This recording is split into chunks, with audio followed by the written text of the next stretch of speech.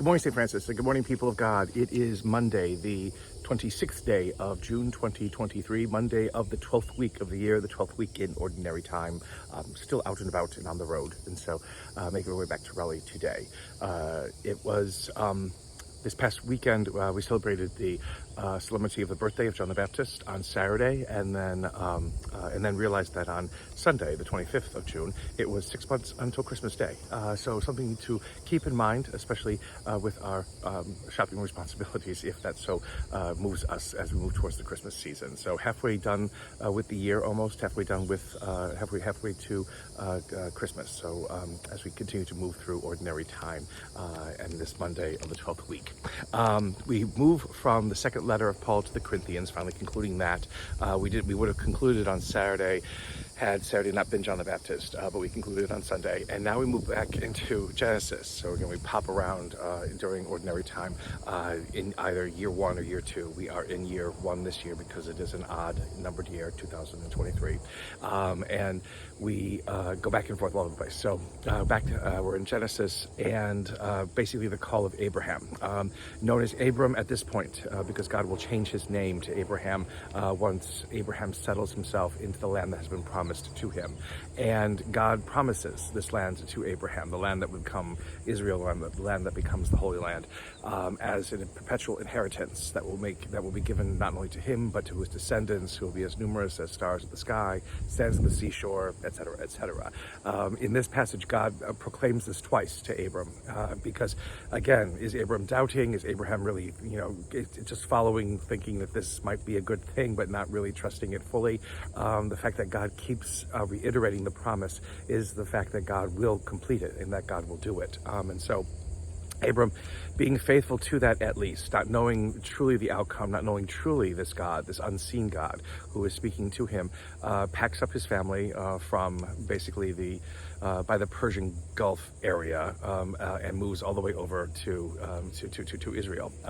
Again, at 75 years old. So anything is possible at any age for anyone to listen to. And it's always interesting how this is happening, not because God is looking at young people to begin young new things, but he is looking at somebody who has been established and somebody who has lived, a long life already, to be able to take up something new. So again, for those of us who think that at some age everything ceases and we basically slowly move into oblivion or decrepitude or whatever it is, that is not the case with Scripture. That is not the case with life with God. That's not the case with the Bible, because God can ask anyone at any age, to do something that is remarkable and fantastic, and it's something that we need constantly to recognize in our own lives. Also to note, again, Abram's wife was originally Sarai and not Sarah. Again, her name will change also when both of them become established in the land that God has promised to them. In the Gospel today, we have Matthew's Gospel, again, in Matthew's take on judgment. Generally, judgment is looked on as justice. It's looked on as, what is it that we can do best to kind of promote human welfare, human well-being, or things like that. But for God, for Jesus, it's a little bit different. Here, justice has a lot to do with forgiveness. It has a lot to do with reconciliation in many ways. We don't get that so much in Luke, but we do get that in Matthew. So Luke also talks about justice.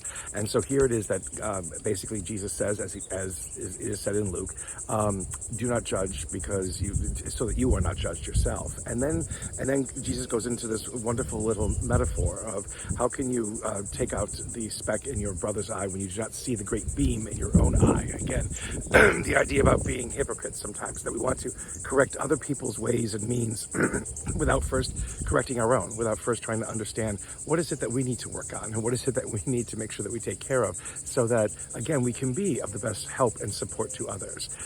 Sometimes we are too concerned with others' welfare, or actually with others doing things that are not to our liking and not up to our understanding, and so we try to correct all of those, when in reality we need to take a look deeper at why people do what they do and understand better why it is they do what they do, so that all of us can build relationship together and understand understand each other better, so that we can heal hurts and heal pains, and come back together in reconciliation so that our lives may be fruitful and fuller than if they are when we are separate and divided.